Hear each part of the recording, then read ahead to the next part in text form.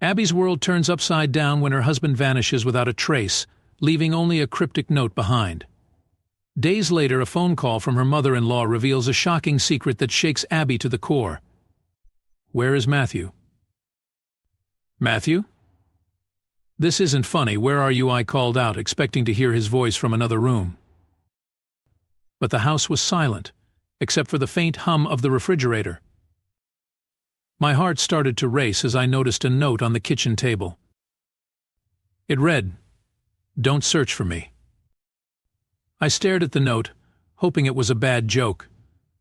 Matthew loved pranks, but this felt different. I grabbed my phone and dialed his number, only to hear it go straight to voicemail.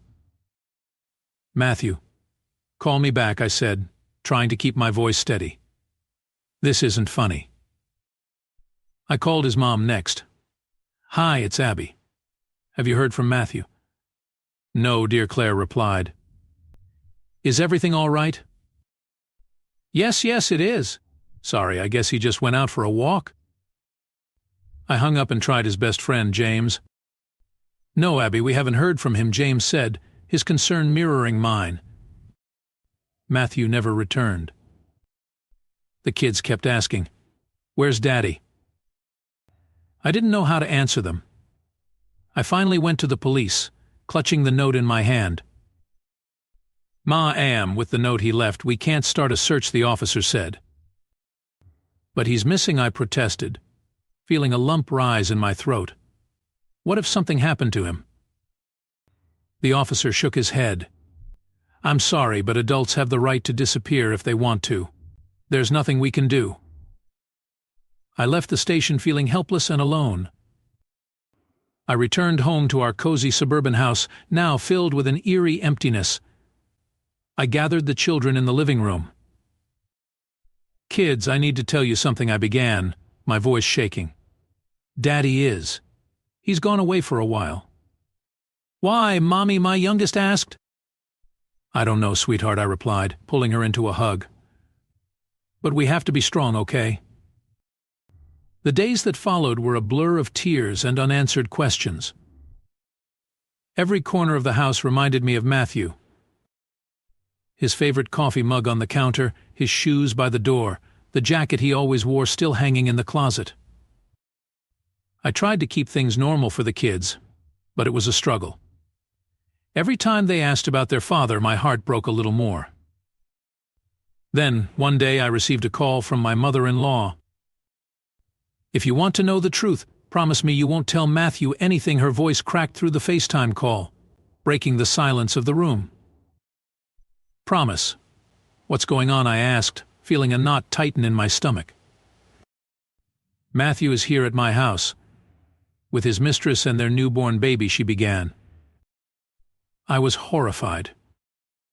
"Matthew told me to keep it a secret from you, Abby," she continued. "His mistress had nowhere to go, so he brought her here. He's planning to spend money from your joint account to rent them an apartment. He told me he is going to divorce you and stay with his mistress. She's barely 19. I felt like the ground had just been pulled out from under me. My vision blurred with tears as I struggled to comprehend her words. He's what I stammered. "I'm sorry for lying to you about his whereabouts and not telling the truth earlier," she continued. "I didn't know what to do since he is my son. I needed some time to think about everything. But you are also family to me and the mother to my grandkids, whom I love dearly."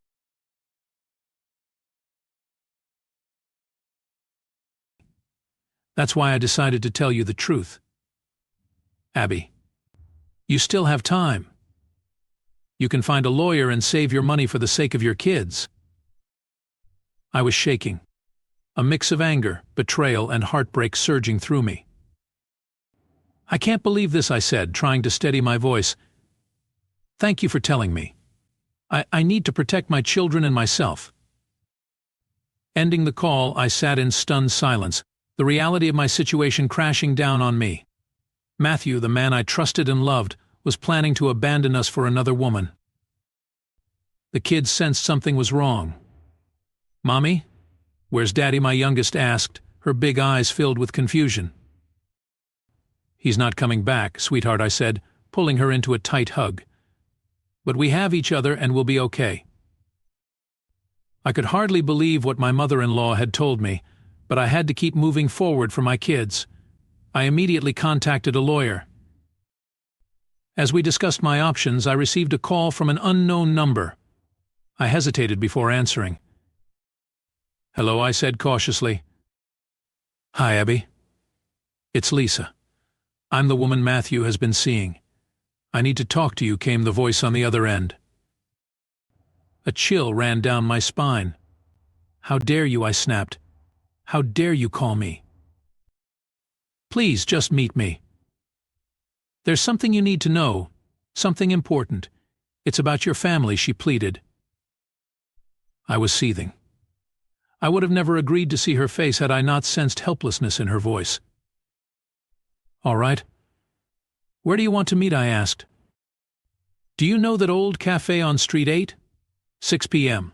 Does that work?" At 6 p.m.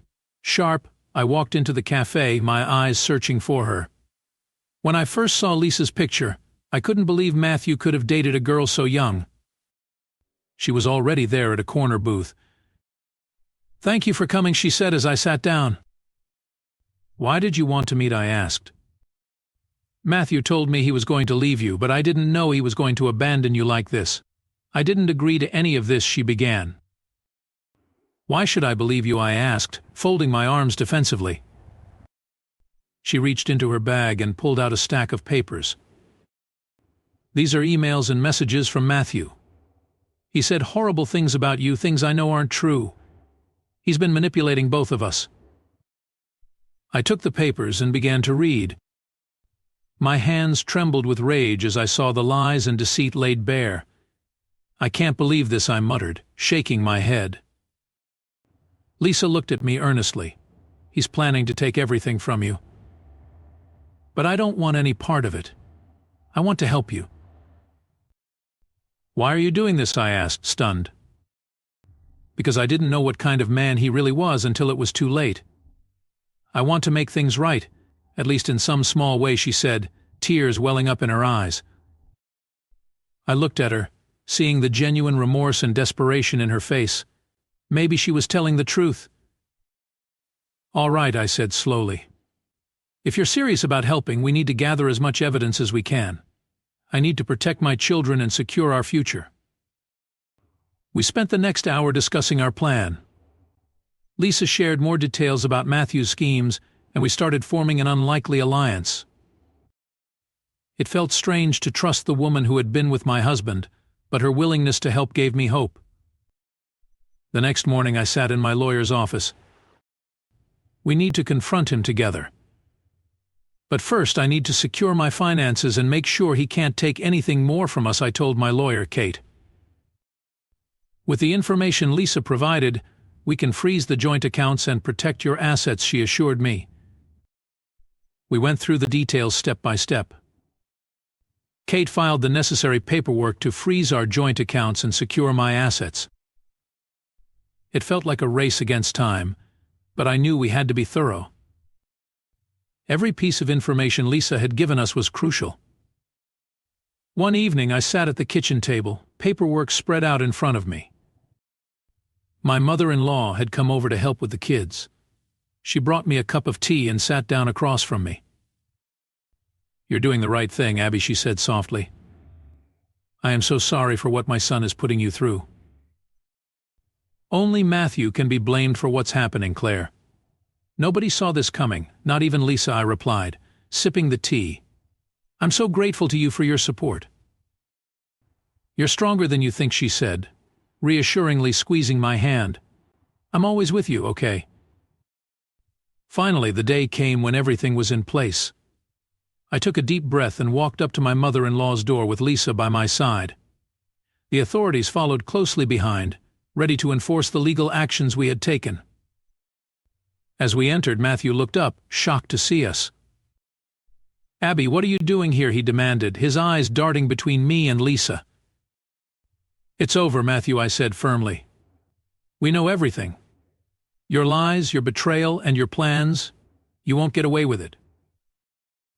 What is this? You can't do this to me, he shouted, his face turning red with anger. Lisa stepped forward, her voice calm but resolute.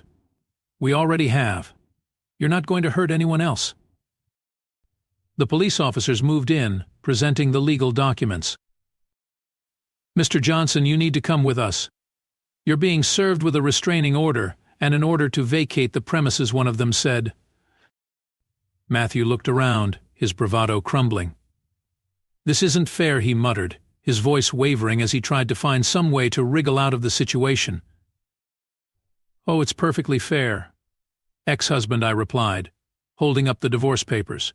You made your choices, and now you face the consequences. As the officers escorted him out, a wave of relief and exhaustion washed over me. I turned to Lisa and my mother-in-law, who stood by my side, their support unwavering. Thank you, I said, tears of relief streaming down my face. I couldn't have done this without you two. I was crying again, but they were tears of hope and gratitude this time. It was time to rebuild and move forward. What would you have done? If you enjoyed this story, here's another one. Harry was shocked when medical tests revealed the twin boys he had raised as his sons weren't his. Furious, he went home to confront his wife, only to learn a truth that would ruin their family forever.